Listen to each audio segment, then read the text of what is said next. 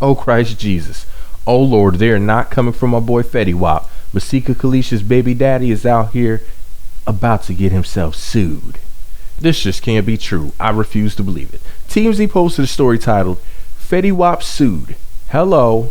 He ripped off Trap Queen. TMZ writes, Fetty Wap and his producer on Trap Queen are being sued by Danish songwriter who claims they jacked his beat without permission for Wap's monster hit. In his lawsuit, Lazar Lakic,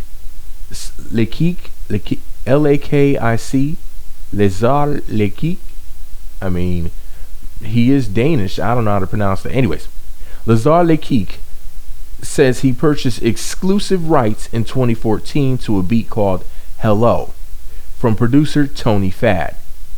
Lakic says that's why he was shocked to hear it sampled in Trap Queen. Lakic says Fad contacted him in January of 2015 in an attempt to buy back the rights to Hello, but Lakic declined. Trap Queen ended up going 4 times platinum in the US, and Lakic says he never got a cut. Fetty's attorney Navarro Gray tells TMZ Fetty legally bought the beat from Fad and has the contract to prove it. So if Lakic is awarded damages, Fetty says he'll go after Fad to cover it. Lakic is suing for profits from the banger. He also wants to destroy all copies to stop all sales of Trap Queen, which would be damn near impossible at this point. Thank you TMZ for that very interesting tea. Man, this is off the chain. If you don't understand what the story is saying, basically a producer named Tony Fad made this beat. The beat was called Hello. Now a songwriter who happens to be Danish basically said, hey, let me buy this beat from you. Now the producer Tony Fad allegedly sold the beat to the Danish dude Lazar with exclusive rights, which means that nobody else can use the track. Basically, that it was his and he could do basically what he wanted to do with it because it was his track and he had legal ownership of it. Then the same producer Tony went and sold the same track to Fetty Wap and his people, you know, the Remy boys, you know, 1738, right? Oh my gosh, this is freaking crazy. You know, with me being a producer, I would never do something like that. You have to have integrity when it comes to dealing with music. First of all, this is the thing. Now, I don't know whether or not this guy bought the beat off of the internet, but considering the fact that he's Danish, now they did not say he was outside of America. You know, they didn't say that he, you know, lived in Sweden or something, or in Holland or whatever. At the end of the day, man, people on the internet lease their beats. And when you lease a beat, 4, 5, 10 people can all be on the same track. And it's a lot cheaper to lease a beat. For example, a producer might produce a track and let as many people as they can lease the beat to hustle. And let's say, for example, they'll charge $20. You pay them $20 and you can use the beat to make a song. And you can go out and sell copies, you know, as an independent musician or whatever. But at the end of the day, you know, it's still that producer's track and they can continue to lease it. Now, once the person has the exclusive rights, that basically means that nobody else is supposed to be using it because it's theirs. They own it now. They paid for it. You know, so there's a difference between leasing and having exclusive rights. It means you exclusively control what is done with the music.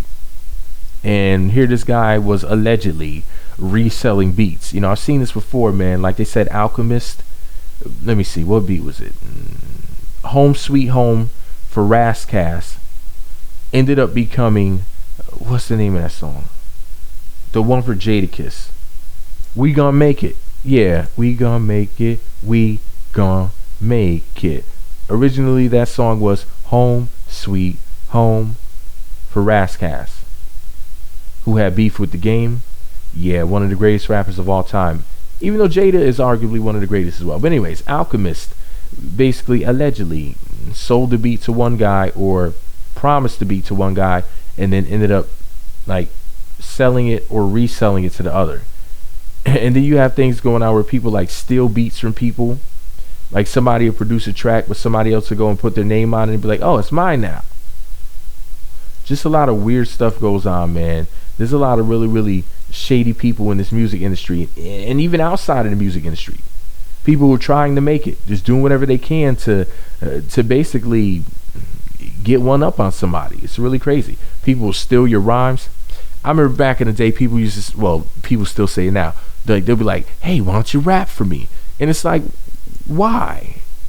You know, as an artist, you have to ask yourself, like, is it really worth potentially losing material that's not copywritten? For example, it's funny when people say, well, freestyle for me. Then that's basically not copywritten material.